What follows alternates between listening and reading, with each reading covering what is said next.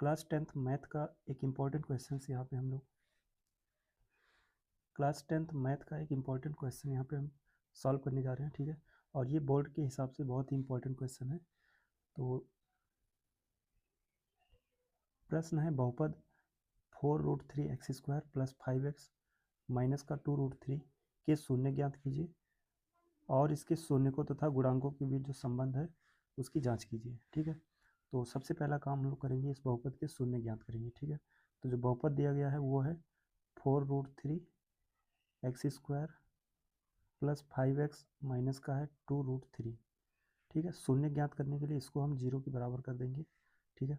और अभी इसका शून्य ज्ञात करने के लिए हम लोग गुणनखंड विधि अप्लाई करेंगे, जिसमें क्या होता है कि पहले अचर पद और जो x² के साथ नंबर है इसका गुणा कर लेते हैं, ठीक है। तो यहाँ से अगर हम गुणा करें 4√3 और गुणे में होगा 2√3, ठीक। इसका अगर हम गुणा कराएं तो 3√3 और ये मिलके हो जाएगा 3, ठीक है।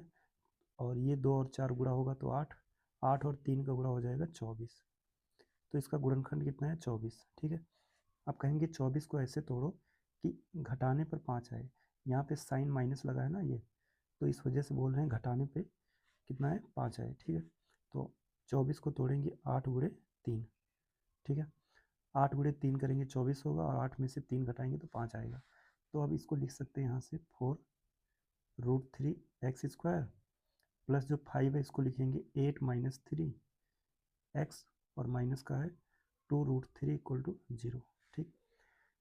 अब इस x को अंदर मल्टीप्लाई करा देते हैं तो ये बनेगा 4√3x² प्लस का 8x माइनस का 3x और माइनस का रहेगा 2√3 = 0, ठीक। अब इन दोनों से देखते हैं कॉमन क्या मिलेगा। तो 4 इसमें है, 8 में भी 4 छिपा हुआ है, 8 को लिख सकते हैं 4 गुणे 2, है ना। तो अब यहाँ से 4 और x ये बाहर आएगा, यहाँ बचेगा √3x, ठीक। यहाँ से 4 बाहर गया है तो प्लस का 2 बचा, ठीक है। x साथ में था तो x तो बाहर गई, तो x तो बाहर चला गया, ठीक। अब देखो जो यहाँ बचता है ना वही आगे लिख देते हैं, √3x + 2, ठीक है। अब यहाँ सोचना है कि यहाँ बाहर क्या निकला होगा ना। तो देखो यहाँ से पहले तो ये साइन देखो माइनस था और यहाँ प्लस हो चुका है ना, इसका मतलब यहाँ से माइनस साइन बाहर निकल गया, ठीक है। और इसके बाद देखो 2√3 लिखा हुआ था, यहाँ केवल 2 है, इसका मतलब √3 कहाँ गया, बाहर गया, यहाँ लिख देंगे √3, ठीक है। अब इन दोनों में देखेंगे तो यहाँ से हमें √3x + 2 ये कॉमन मिल जाएगा, तो दूसरे ब्रैकेट में ये और ये बचेगा, यानी कि 4x - √3 = 0, ठीक। अब इसको बारी बारी 0 करते हैं तो जब हम यहाँ से कह सकते हैं कि जब √3x + 2 = 0 होगा तो यहाँ से जो x की वैल्यू आएगी वो है माइनस का 2/√3, ठीक है। और इसी तरीके से जब 4x - √3 इसको 0 के बराबर करेंगे तो यहाँ से जो x की वैल्यू आएगी वो है √3/4, ठीक है। तो इस तरीके से x के जो 2 शून्य निकालने थे वो यहाँ पे आ चुके हैं, ठीक है। अब बचता है इसके शून्यकों और गुणांकों के बीच जो संबंध है उसकी जांच करना है, ठीक है। तो यहाँ हमें पता है ना। अब यहाँ पे लिख देते हैं संबंध की जांच, शॉर्ट में लिख ले रहे हैं, इसको पूरा लिख सकते हैं कि शून्यकों और गुणांकों में जो संबंध है उसकी जांच करने जा रहे हैं, ठीक है।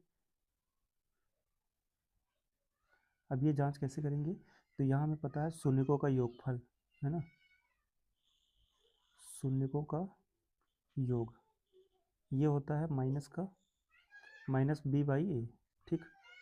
तो शून्य हमने निकाल लिया है, इन दोनों का योग करते हैं तो एक शून्य के यहाँ पे आया -2/√3 और दूसरा शून्य का आया है √3/4। इन दोनों को अगर प्लस करें, है ना, और इस तरफ देखें -b/a, तो ये जो समीकरण दिया हुआ था अगर हम इसको तुलना करें इससे ax² + bx + c से, है ना, तो यहाँ से हमें a का मान मिल जाएगा, b का और c का। तो उस हिसाब से अगर हम यहाँ माइनस रखें और b की वैल्यू ला के रखें, b वहाँ से कितना है 5 है, तो ये 5 हो जाएगा, ठीक। डिवाइड में a की वैल्यू कितनी है वहाँ पे 4√3 है, ठीक। तो इस तरफ तो माइनस का 5/4√3 है और ऐसे अगर हम इसको सॉल्व करते हैं, है ना, तिरछा गुणा, तो ये हो जाएगा माइनस का 8 और प्लस का हो जाएगा 3 और डिवाइड में रहेगा 4√3। ठीक है, और इस तरफ जो है वही रहेगा।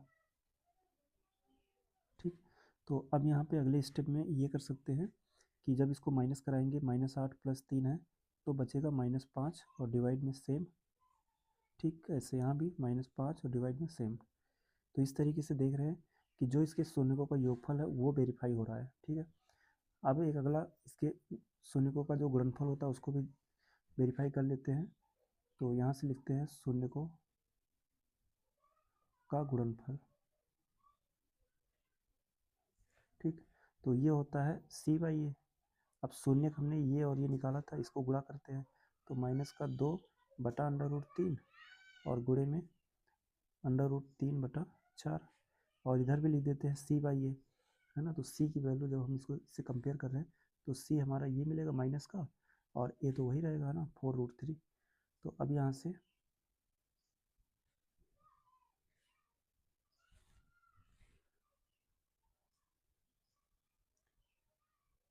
से अगर हम दोनों वैल्यू रखें, जैसे C का मान है -2√3 और A है 4√3। ठीक है, तो अब दोनों तरफ देखेंगे, यहाँ से ये √3 इससे कट रहा है और 2 से 4 भी कट रहा है, तो यहाँ बचेगा -1/2। और सेम इधर देखोगे ये कटेगा, 2 से 4 कैंसिल होगा, यहाँ भी -1/2 बचेगा।